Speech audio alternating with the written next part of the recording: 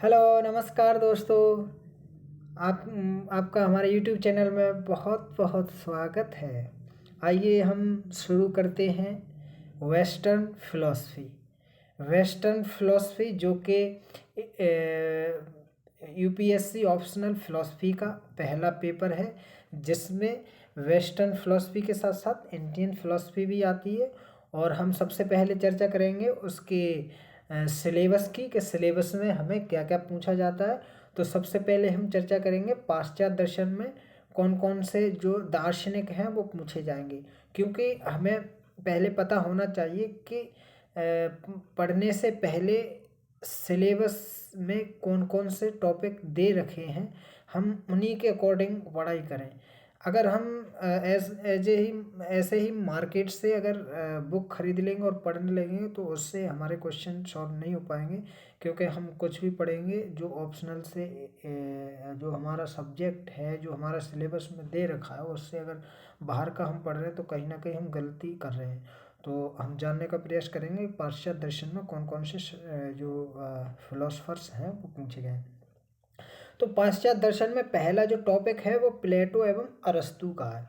तो प्लेटो एवं अरस्तू का जो टॉपिक है उसमें क्या है कि भाई प्रत्यय प्रत्यय उसमें जिसकी हम जो चर्चा करेंगे उसमें दिया गया है, प्रत्यय की चर्चा करेंगे और द्रव्य की चर्चा करेंगे, आकार एवं पुद्गल की चर्चा करेंगे, कार्य कारण भाव की, और वास्तविकता एवं शक्यता का।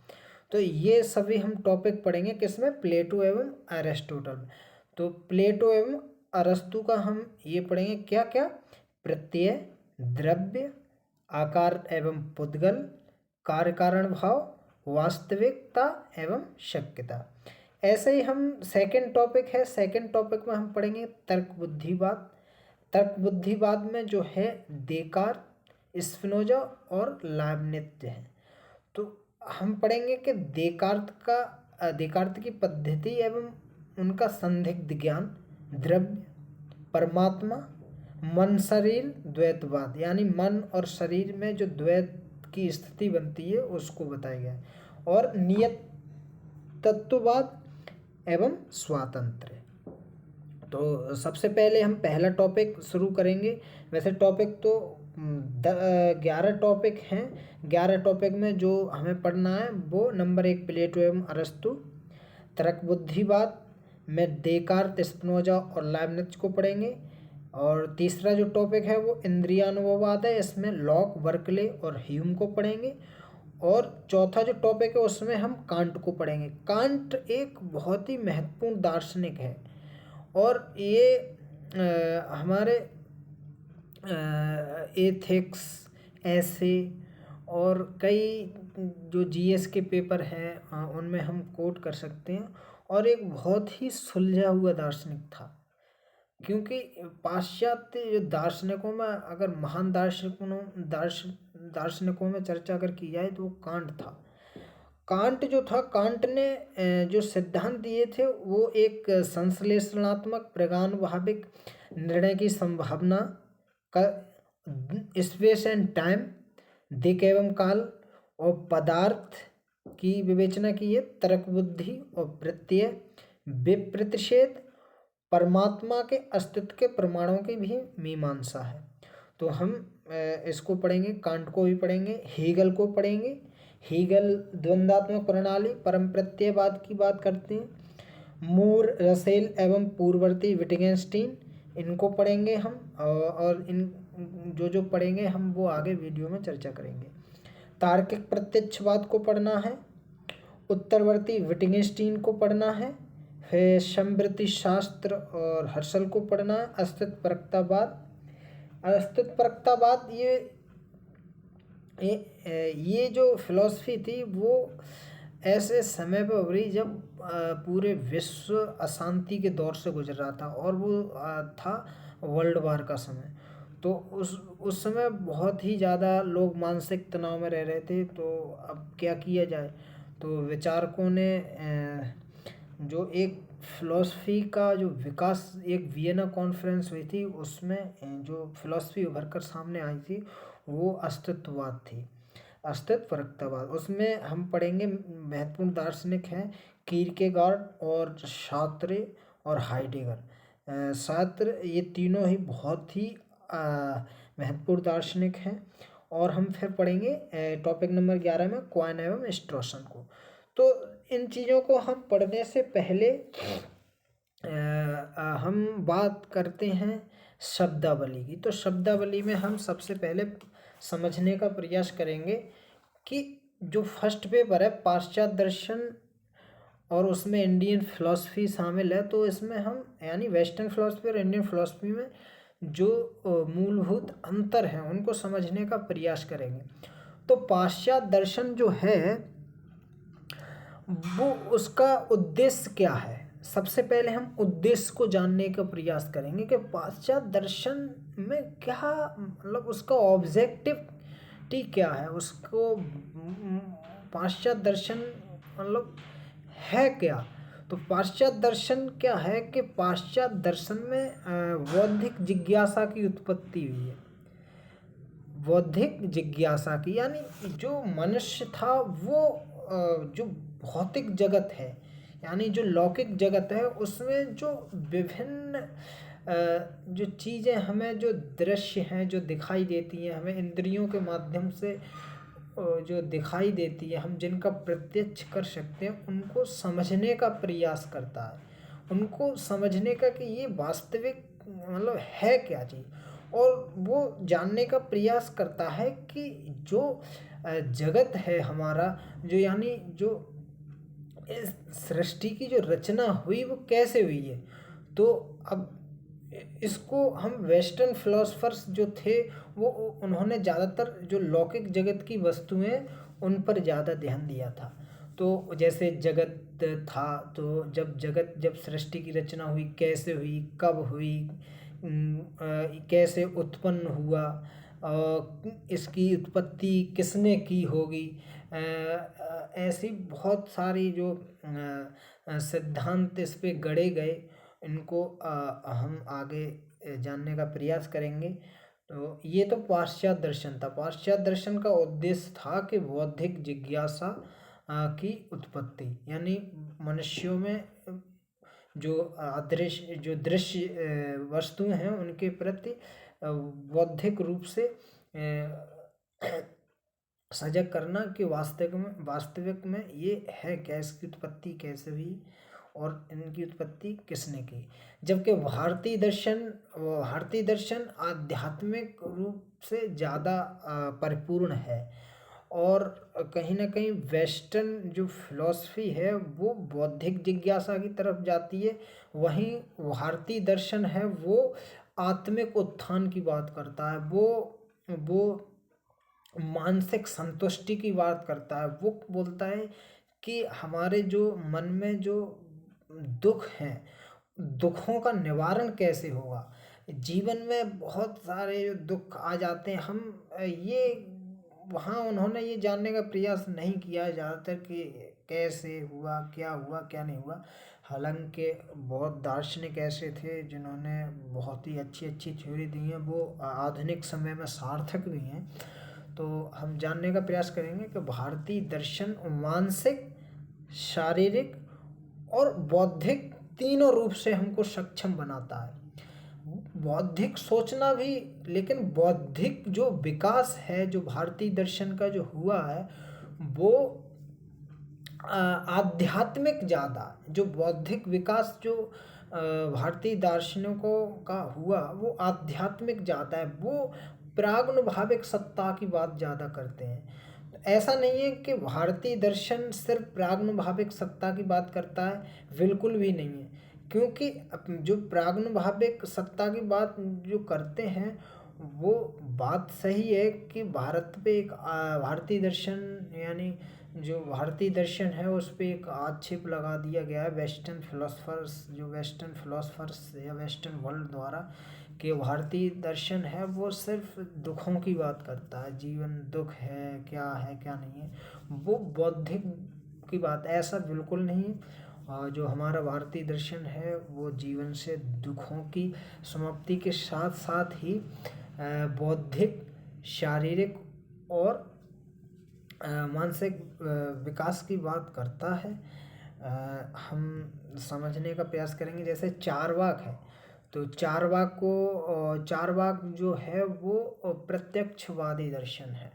प्रत्यक्षवादी वो भौतिक जगत पे ज़्यादा जोर देता है, बल्कि आध्यात्मिक जगत को बिल्कुल उसने नकार दिया है। वो प्रागनुभाविक सत्ताओं पे विश्वास नहीं करता है, और वो सिर्फ इस जगत में, यानी वो कहता है, उसकी फिलॉसफी यही है, जब तक जियो सुख से जियो, ऋण लेकर घी पियो। तो ऐसी बात नहीं है। वो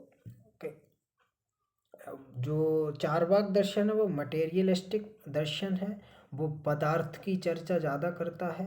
तो हम अब आगे समझने का प्रयास करेंगे।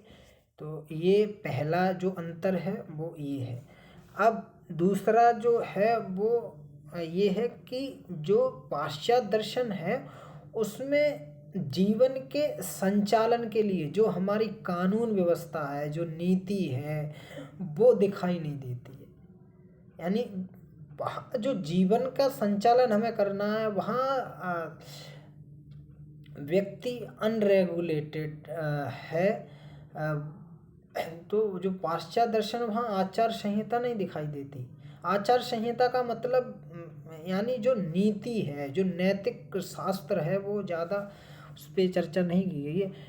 उसमें विभिन्न विचारक विचारों से जीवन और जगत की व्याख्या करते हैं। वो जो पाश्चात्य दार्शनिक हैं वो क्या करते हैं, अपने विचारों से ही जीवन और जगत की व्याख्या करते हैं। यानी एक दूसरे का क्रिटिसिज्म करना और ये सब वाला वहाँ खूब चला है। वहाँ पे जो दर्शन, जो पाश्चात्य दर्शन है, उसका जो विकास हुआ है वो क्या है, जैसे प्लेटो थे, जैसे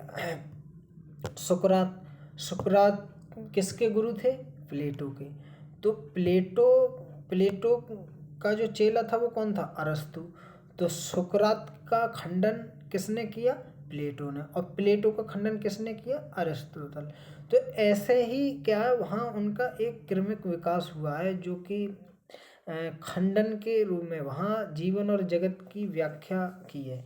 पाश्चात्य दर्शन का विकास है वही जो हम बता रहे थे कि वो कैसा लंबवत दर्शन हुआ है, एक दूसरे का खंडन करते रहे। और जबकि जो भारतीय दर्शन है, भारतीय दर्शन में क्या है, ये नीति संहिता बताई कि हमें जीवन कैसे जीना चाहिए, हमें कौन से कर्म करना चाहिए, कौन से कर्म नहीं करना चाहिए, यानी हमारे ज्ञान का जो स्रोत, यथार्थ ज्ञान का साधन है वो क्या हो सकता है।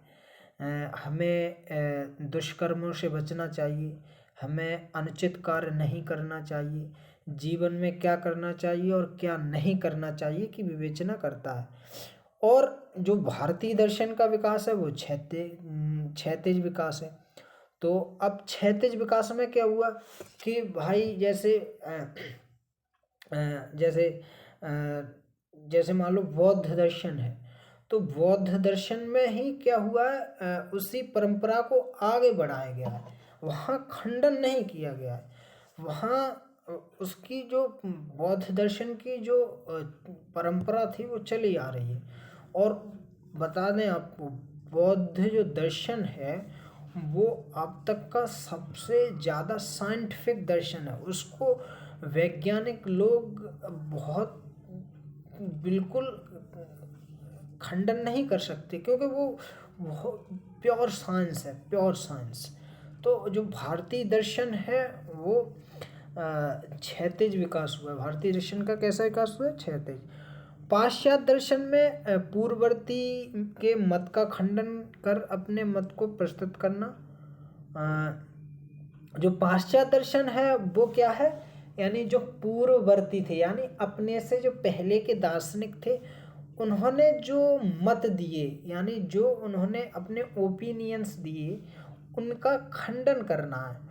और उनका खंडन करके क्या है, अपने जो ओपिनियंस हैं उनको प्रस्तुत करके क्या करना है, तत्व एवं ज्ञान की संदर्भ में अपने मत को प्रस्तुत करते हैं। वो तत्व एवं ज्ञान, जो तत्व के बारे में जो ज्ञान है, मतलब तत्व क्या है, उनका ज्ञान कैसे संभव है, तो इस संदर्भ में जो उनके मत हैं उनको प्रस्तुत करता है। और भारत का जो दर्शन है वो जीवन जीने का एक विशिष्ट ढंग बताता है, जीवन जीने का विशिष्ट ढंग। जैसे जीवन में हम अपने जीवन को अनुशासित करें, दिनचर्या को अनुशासित करें, और ज़्यादातर जो समस्याएं होती हैं व्यक्ति को वो क्या है, अनुशासन की कमी से। और अनुशासन की जब कमी होती है तो व्यक्ति क्या करता है, दुख, उसको बहुत सारे दुख घेरे रहते हैं, कहीं चोट लगना या लड़ाई झगड़ा, क्रोध करना, मानसिक परेशानी, शारीरिक परेशानी है, तो ये लगे रहते हैं। तो अब जो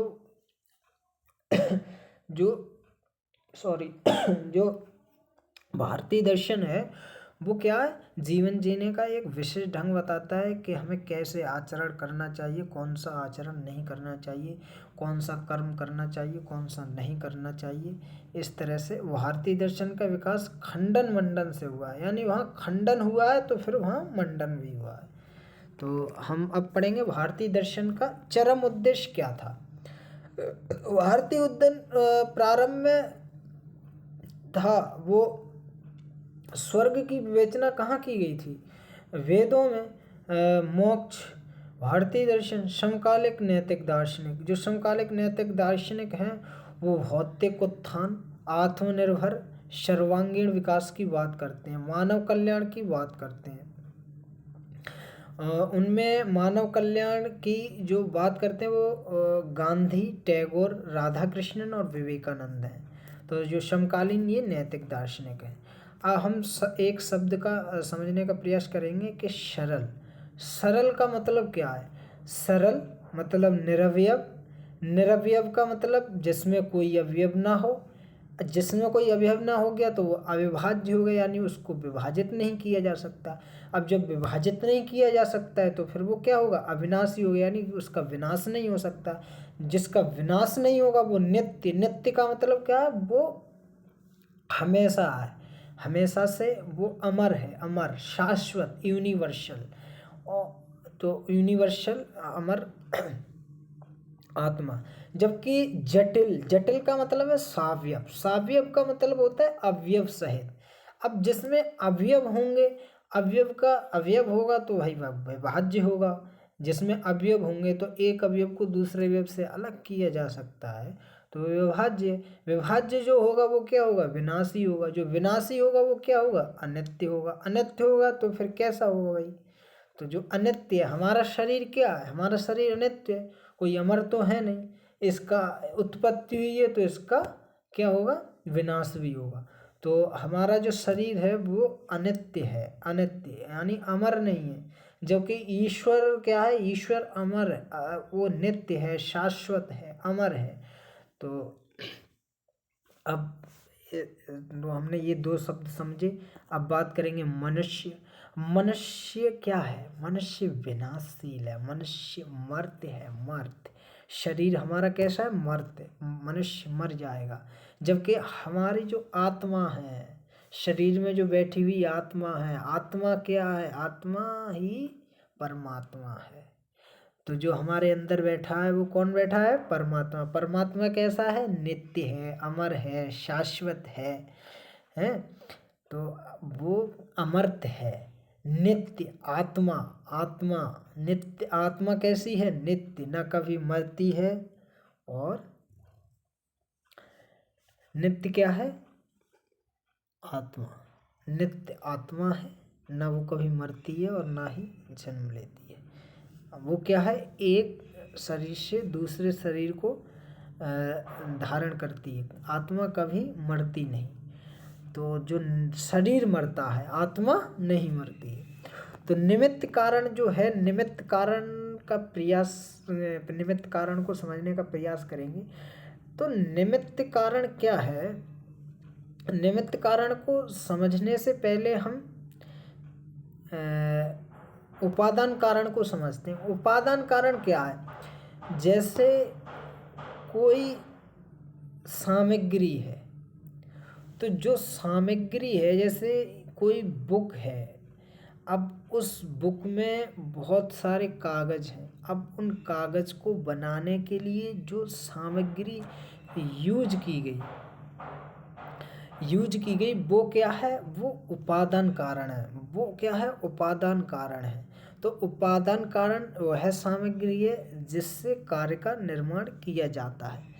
यानी अब ये बुक है, बुक अनेक पेजों से बन करके तैयार हुई है। इसमें बहुत संसाधन यूज किए गए हैं। तो उनमें जितनी भी जो सामग्रियाँ लगी थी वो क्या है? उपादान कारण है।